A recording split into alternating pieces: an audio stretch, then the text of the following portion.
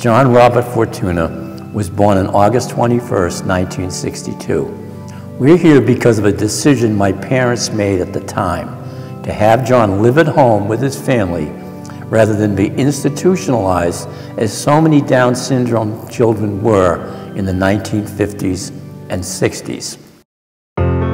You know, it's remarkable how much our world has changed over the last 50 or so years. The folks we serve today, 50 years ago, were always isolated, shunted to either a back room of a school where no one else went, or even worse, put into institutions where they were kept miles and miles from the rest of the world. We had an odd household because of my older brother who got polio in '55.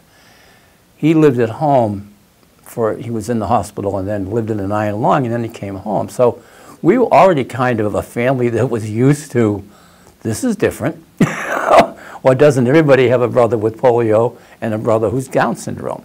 So I think there was a kind of a built-in acceptance, if you will, to whatever was handed to the family. But I think they believed that they could make a good home for him, that he would thrive with siblings, older and younger, and that they were committed to bringing him up as just one of the family. John graduated from high school with a diploma, and he was ready to do something. And they certainly didn't want to hold John back, so he needed to go forward, and RTR led the way. You know, when I think about John and his experience at Road to Responsibility, he has amazingly touched virtually every service we've ever delivered. He loved working in the bookstore, and he was really good at it. Mr. John Fortuna! John had a life well lived. He did, and I think he lived it to the fullest.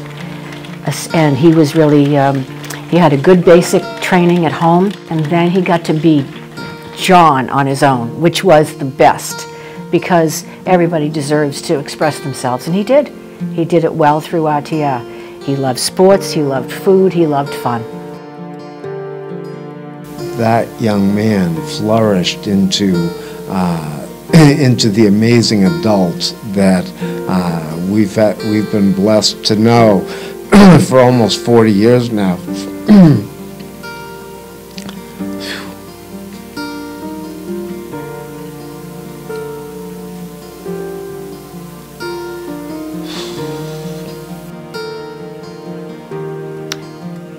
His legacy was love, and people felt it from him.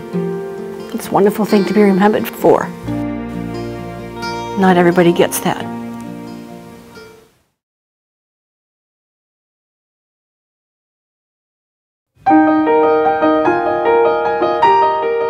Jack is now 23.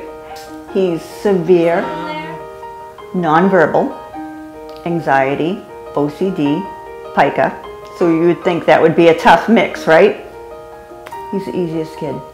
When he was diagnosed, his pediatrician said, you can only compare Jack to Jack. One of the worst things about autism is the fight. To fight for the school system, to fight for services. That's harder than the autism for us. So anyway, when it came time to look at programs, we just went with what felt right. His coordinator said, you know, there's a program in Open Roads for kids with autism. The minute we walked in, it was right. You know, when I see any of the individuals being served by RTR, I see their totality. We try to incorporate the entirety of the person, and interspersed with all of that are the layers of connections between, you know, individuals and their families to RTR employees, the individuals to our employees, and then the broader community. It was just an amazing feeling to find out that where he landed was right for him. I never thought he would be at the level that he is now, but it's Jack's level. There is real satisfaction in knowing that we've done things, both great and small, that have helped people live really good lives.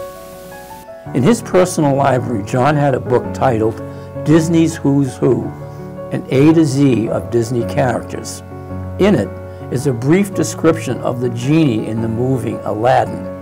It states, trapped in his own lamp, the genie relishes the opportunity to entertain. He is a showman at heart and will do almost anything for a laugh. He is also an incredibly devoted friend. Although the genie's body is confined to the lamp, his mind is not. Yes, like the genie, some can say that part of John was confined to the lamp. Despite that, his magical impact on the world, on us, cannot be overstated. John was love, pure love, and we are all blessed from having known him, from having loved him, from having learned so much from him about what is truly important in life. When he has his big smile, his face like splits in half, and he just loves it. So many things about life that he loves that I think is rubbed off on our family, and you appreciate everything.